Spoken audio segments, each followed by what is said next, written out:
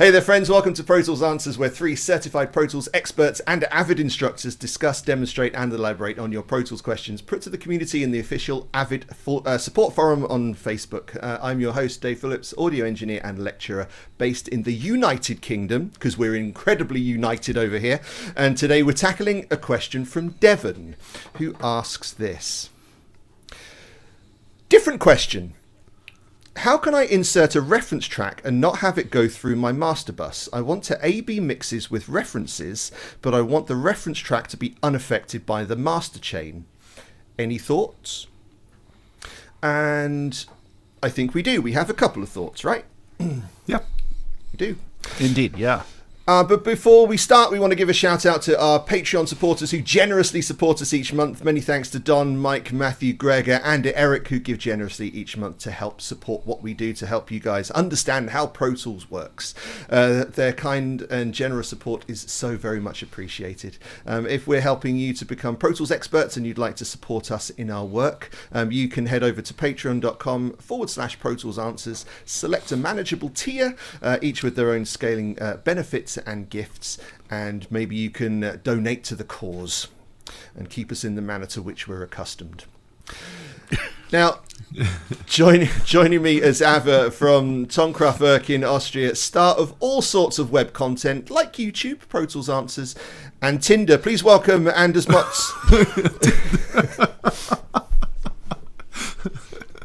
Say hi to your followers, Anders. Hello.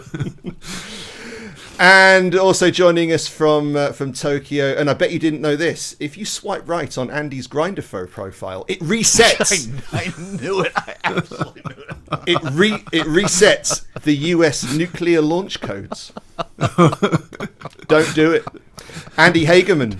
Hi, Andy. How you doing, man? I'm doing very well. And you? Yeah.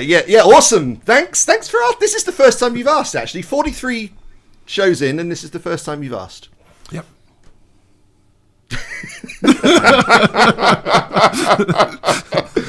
I don't mean it, Andy. I love you. I got nothing.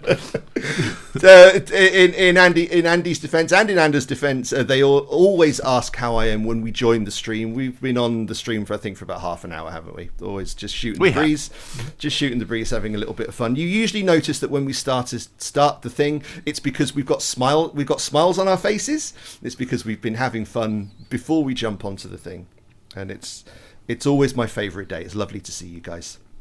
Lovely to see you. So glad you're here. So we're talking Stephen's question today. We're talking about some interesting stuff to do with signal routing, which is going to be fun. So what he wants to do is, and let me do a little bit of showy on my thing here. Okay, so what Devin is talking about is that he wants to reference tracks, commercially recorded stuff for comparison purposes, right?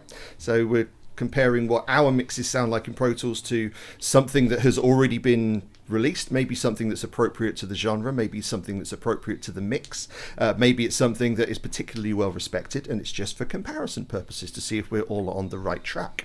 But where he's obviously coming up with some issues is that if you're doing it correct, right? If you're doing it right and doing all of your routing right, you'll end up with your mix culminating in an auxiliary track right at the end of the signal chain. Would that be a fair assessment to say, if you're doing it right? I definitely have all my tracks going to an aux track and a master fader. So I use both those in comparison so that I have final mix control pre-fader and post-fader inserts. So I use both of those on every mix that I've ever done. So on the aux track, which is your mix right there. I do exactly what you did. So you've got your mix, and that's the receptacle for all of your tracks, and that's got pre-fader inserts. Right, and then your master fader has your post fader inserts, and that's where I put most. If I'm going to do any kind of mastering stuff, I'm going to put it there. I probably do. If I'm going to do, I've got the Slate headphones. I put that on my master fader because I want to be able to control the level that hits that. Yep. Yeah, exactly.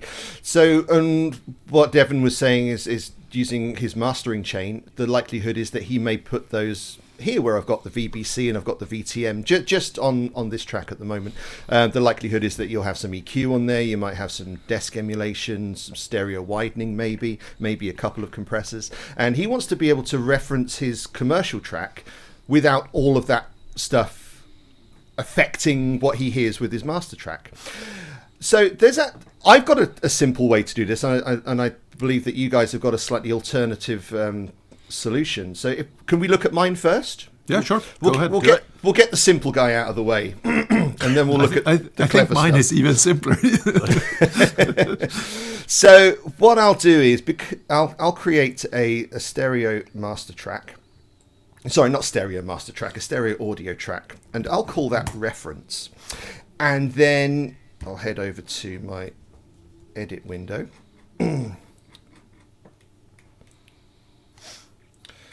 Scroll away from my song, and I'm just going to import a piece of music. And ideally, it should really be an uncompressed WAV directly from a CD. Would that be fair to say? Totally. Yeah. Oh, completely, yes. Yeah. So I'm going to be just doing it for reference purposes. Let's bring in something from Bare Naked Ladies because they're awesome. Big shout out to the BNL on Pro Tools Answers. And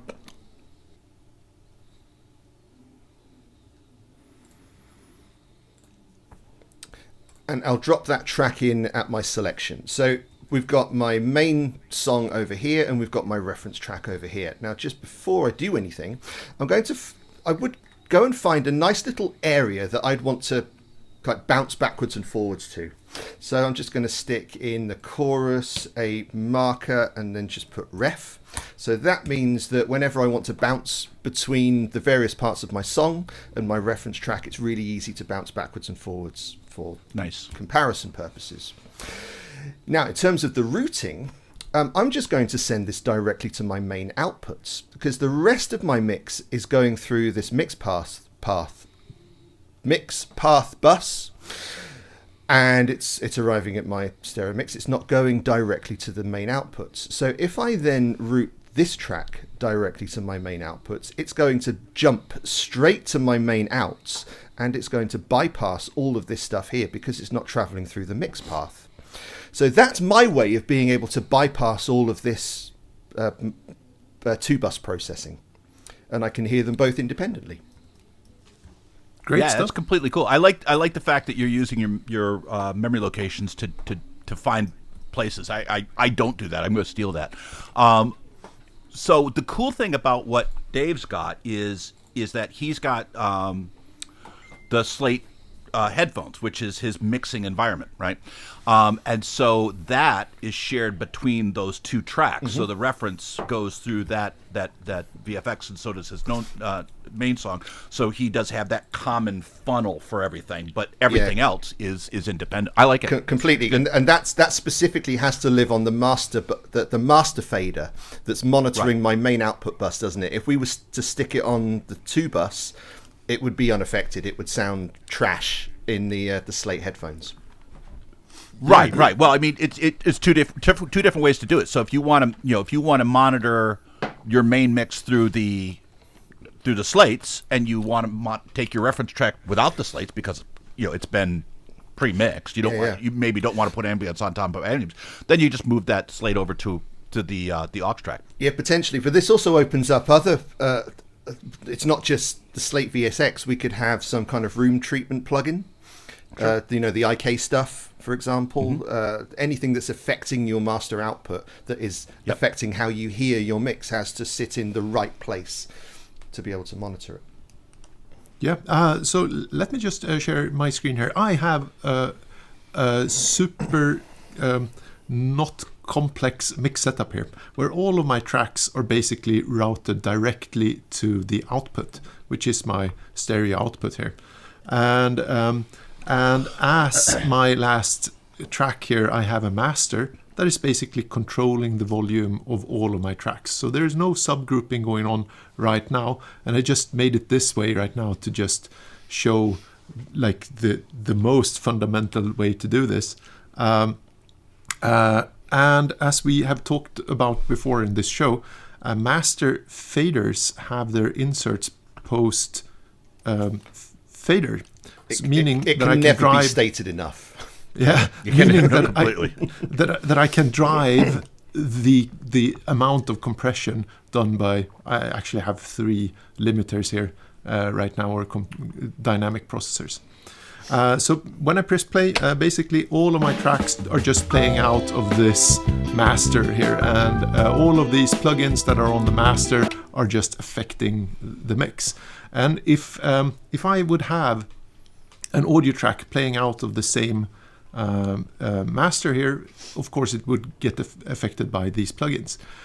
So to just bypass those really quick, I can hold control on a Mac, or the is that the start key or Windows key on start PC? key, Yeah. And if I click on the first plugin here, it will bypass all of the plugins below that one that I just clicked on. So this is a great one to do, because you can have some plugins active still if you want to, and just bypass the ones that are below. And that's a very quick way to just bypass plugins in your chain if you don't want to do like sub-masters and stuff like that. There's another shortcut for that, though, isn't there? If you wanted to bypass everything, if you highlight the track, is it Shift and A? Yeah. So Shift A is going to do the same thing. Boop. But it'll do everything, whereas Anders... It will do everything, yeah. It'll do everything. So the cool thing about this, first of all, control clicking on an insert is something I do on all kinds of tracks all the time, because so often, I mean, here's Anders, he's got 3 limiters on a track. It's possible that he's overprocessed this track. I'm not saying yes, but it's possible. But Anders is a master. He knows what he's doing. He knows what he's doing. What am I talking about? Probably not. This is crazy talk. But the cool thing is that you can very easily just hold down control, and it takes whatever insert that you click on down, right? So if he clicked on the second one, it would be the second and third, and so on and so forth. But it's great because you can easily find out if all the processing you're doing is improving or not that original track. So not just here, but also in other places. So that's a great way to quickly and very simply bypass any process. This is really cool. This is so neat. We've got 3 different ways of working. Yeah, so let me do like a quick transition to Dave's setup, where I've just selected all of my tracks in this chain, and I'm holding Shift Option due to selected, and selecting a new output of one of these tracks, and basically sending those to a new track. And Pro Tools is clever enough to understand that I probably want to create a new aux input, and I'll call this the sub master. And I'll create that sub master. So Pro Tools just created that somewhere. Usually have the last selected track. Usually it is, but right now it's stuck here in the middle somewhere. There you go. So just The smarts flick only that goes over. so far.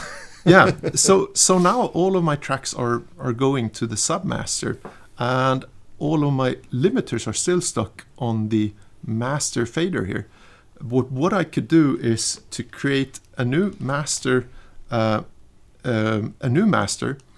just set the output of this master to be my submaster track. Hopefully I can find it somewhere. Can you see it in the list down at the bottom?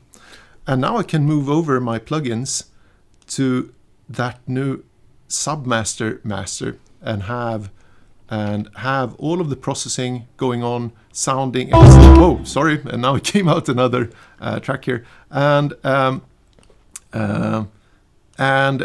would have exactly the same signal chain playing, but I still have my master intact and can play on a track that's routed to this master track. There's a nice little graphical bug there on your guitar delay track. Oh, there is. Oh, check it out. That's kind of cool. How cool is that? And the reverb. I can see that. It might be a Zoom thing. It's- So that's cool. I mean, you actually have a master feeding the aux, and then a master fader feeding your outputs, which is another cool way to work it. Yeah. So I'll jump in if that's cool. If it's time Yeah, to sure. do that. So let's let me jump in. So I'm a huge fan of folder tracks. You guys are seeing my screen, yeah? So I'm a huge fan of folder tracks, not only because of how cool they are just as an organizational tool, but also because they're so useful in the way that they treat solos and mutes. Right. So the cool thing about anything inside of a folder track, whether it's a routing folder or not, is that it will automatically solo or mute all of the members inside that track. So it acts as kind of a parent to the other tracks, which is super useful. Now, let me kind of build the house here. So I'm going to go into my I/O setup. And in my buses, I'm going to have two paths that are going to the same physical output. So I've got this song's called Mako's Cheesecake Blues. So I've got a Mako bounce bus, and then I've got a reference bus. Don't bounce, because I want to make sure I don't bounce it. Both of them are going to the output 1 and 2. Now, when you create a master fader, that master fader is assigned to a bus, not an output. So what that's going to allow me to do is now, if I go ahead and here, so Mako's mix. So if I open up this fader, Shift F is going to open up that folder. And I can get as complex as I want to in here, including, and I've done this before with mid-side mastering chains, but right here I've got a, let me go to the mix window here. You can see here that I've got everything in here going to a sub.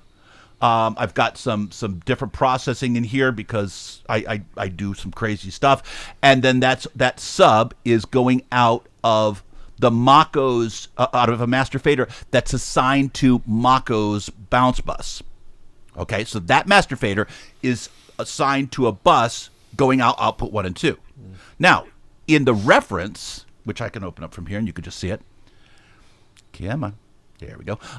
This one is going out of the reference bus, which is also assigned to output 1 and 2.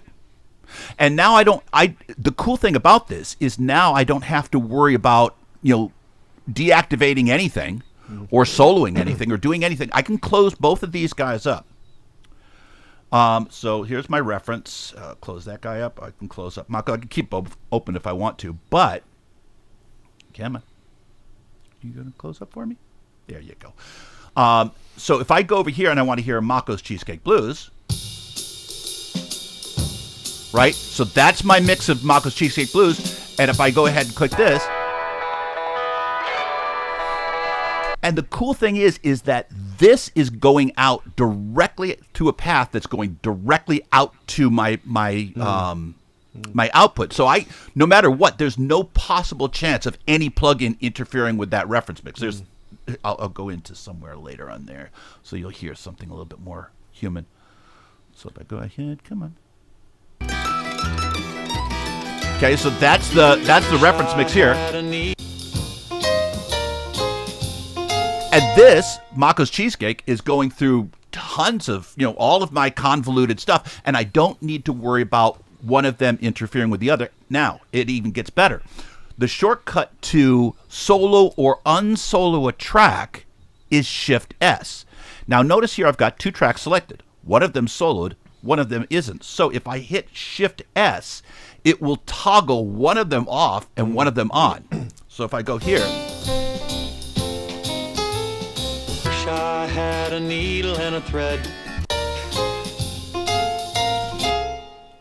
Dave, you look like you have a question.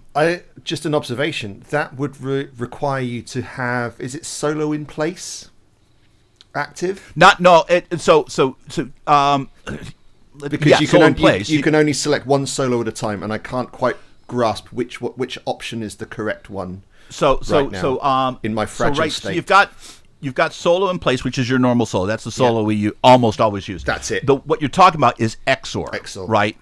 Now it doesn't matter because that plug. I think. Let's go ahead and just double check that.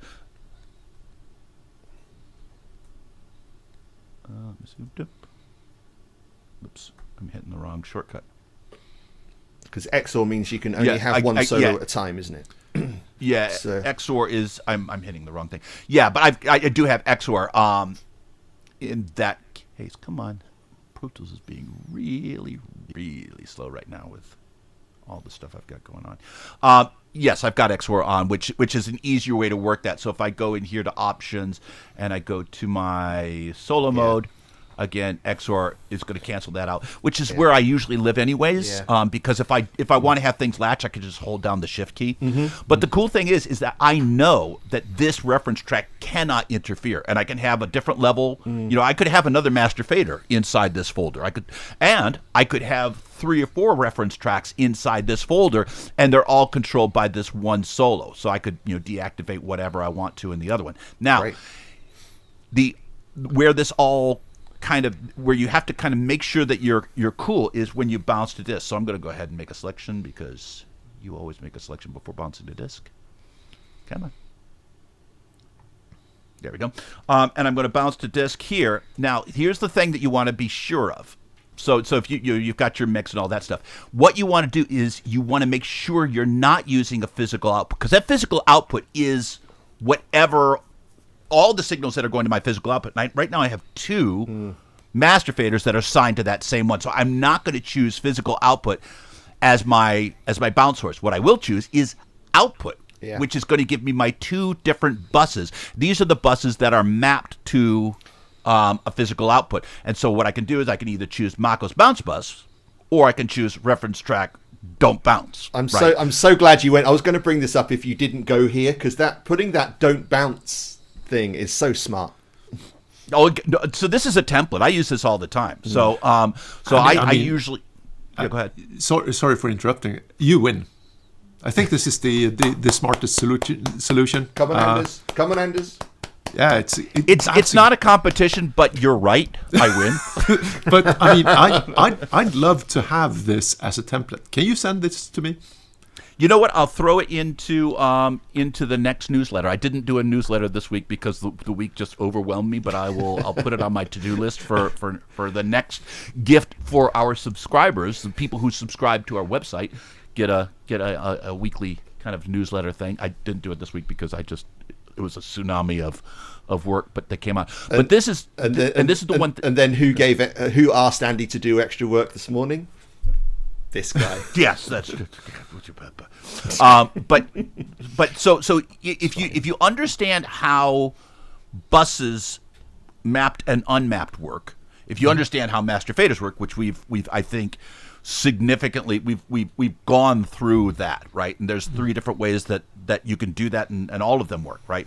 And then if finally you make sure that you know what you're bouncing and you understand the difference between bus, which is all your internal buses, which is probably stuff we want to leave alone unless you're bouncing stems perhaps, output, which is your mapped buses, and here they're bouncing to the same physical location, and that's the sweet spot for me for this kind of thing.